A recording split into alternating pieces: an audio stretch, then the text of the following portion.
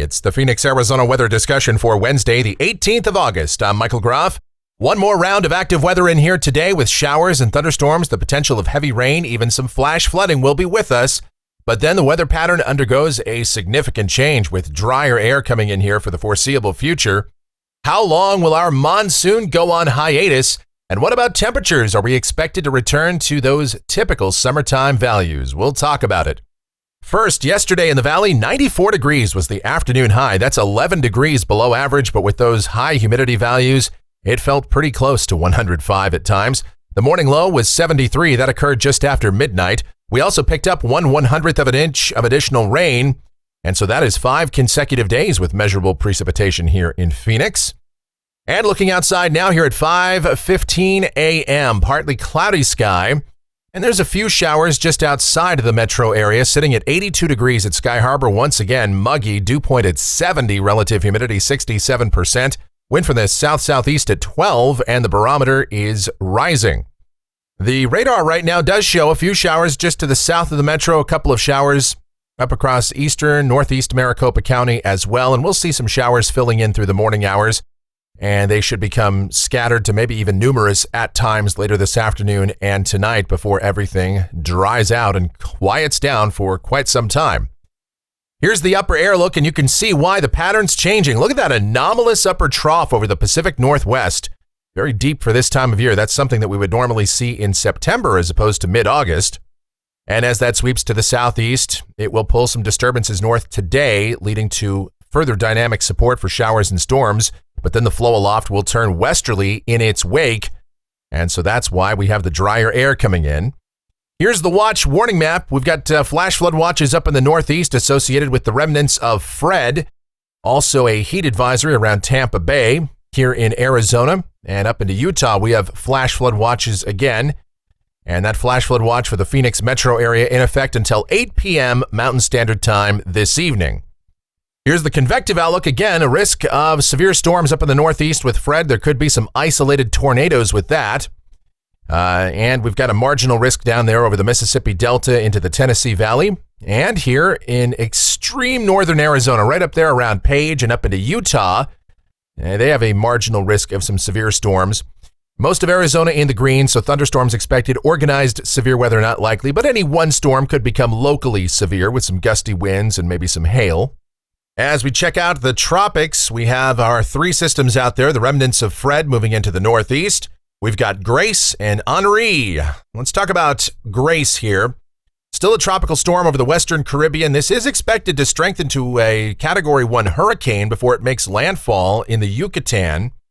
And then it should cross the peninsula there, weakening a bit to a tropical storm, then emerging back out over the Gulf, moving into the Bay of Campeche, where it will once again become potentially a Category 1 hurricane, making landfall in Mexico there in the southwestern Gulf of Mexico.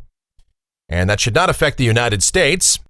And then we've got Henri. This is still a tropical storm expected to become a hurricane, but should curve east of the United States, staying off the eastern seaboard. Most model guidance keeps it away, although a few models try to bring it up there toward Cape Cod eventually. So we'll keep an eye on that. Then, the precipitation outlook. This is valid through next Wednesday morning from the WPC. And after tonight, we won't have to worry about much rain across the state, but amounts here in Phoenix generally under 1/4 of an inch today and tonight, although any one spot could certainly get more than that. And we've seen our share of flooding rains across the state for the last several days, the last month, really.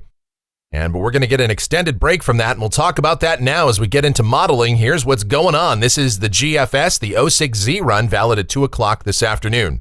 Anomalously deep trough moving into the Pacific Northwest and the Great Basin, and the base of that all the way down here into the southwestern U.S. The axis of the trough remains to the west of us, and a couple of disturbances moving northward into the state today to help enhance shower and thunderstorm development.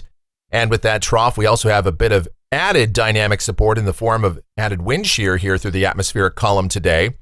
So down at the surface, partly sunny, isolated showers and thunderstorms around this morning, and storms should become scattered to maybe even numerous this afternoon across the state, especially over the higher terrain. High temperatures today, low to mid 90s, so we're going to stay well below average. It will be muggy, and that threat of storms that could produce some locally heavy rain. And again, the primary risk from storms, the primary window for storms today will be in the afternoon to early evening hours. And then things should end very quickly from west to east by the mid to late evening. And then we'll turn dry after that. Speaking of tonight, again, chance of evening showers and thunderstorms with some locally heavy rain possible. And then we dry out quickly, mostly clear overnight. Lows will generally drop into the 70s. And then tomorrow, mostly sunny. The humidity levels start to come down. It'll take a while for that drier air to mix down to the surface, but it will happen. And high temperatures again tomorrow, not bad for mid to late August, mid to upper 90s.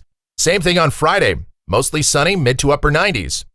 Over the weekend, troughing remains north of the state, so high pressure will stay away, especially on Saturday, highs upper 90s, around 100, maybe just above that on Sunday.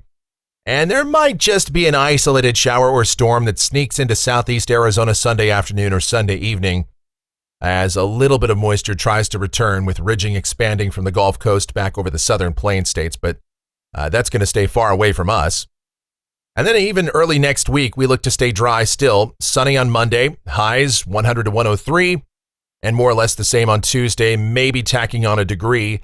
And the ridge will begin to expand back into the southwest. The flow aloft may start to turn back out of the south or southeast, but that is by no means a certainty, as there are a number of models that suggest we stay dry with troughing continuing over the Pacific Northwest.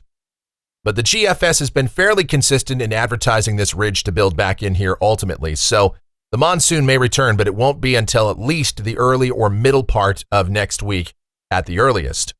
And here's a week from today. This is Wednesday, the 25th. High pressure near the Four Corners, a southeasterly flow. Widely scattered afternoon and evening showers and storms would return if this verifies, and temperatures would be pretty close to seasonal averages. Then looking out 10 days, this is Friday, the 27th, the ridge being pushed off to the east in favor of weak troughing over the Pacific Northwest. And so the flow aloft might just turn back out of the southwest once again to dry us out. So even if the monsoon returns, there are indications that it may not last very long. And let's take a look at precipitation for the next couple of weeks coming off of the European ensemble, and the control member is absolutely out of control. Over 4 inches of rain. The ensemble mean is just under 1 inch, and that's probably stretching it a bit as well, as I think we are in for an extended period of dry weather. And then temperatures off the national blend of models staying below average through the weekend and then gradually creeping up toward those seasonal normals as we get out toward next week. We get back to reality, unfortunately. And that's going to do it for the Phoenix, Arizona weather discussion for today. My next video back here tomorrow morning. If you enjoy these videos, be sure to subscribe, like, share, and click that notification bell so that whenever a brand new video is posted, you'll get the notice. Your comments, questions, and suggestions, they're always encouraged as well. I thank you so very much for watching. It is always appreciated. You guys be safe, stay cool, stay hydrated. Enjoy that rain where you can find it, and have yourselves a wonderful Wednesday.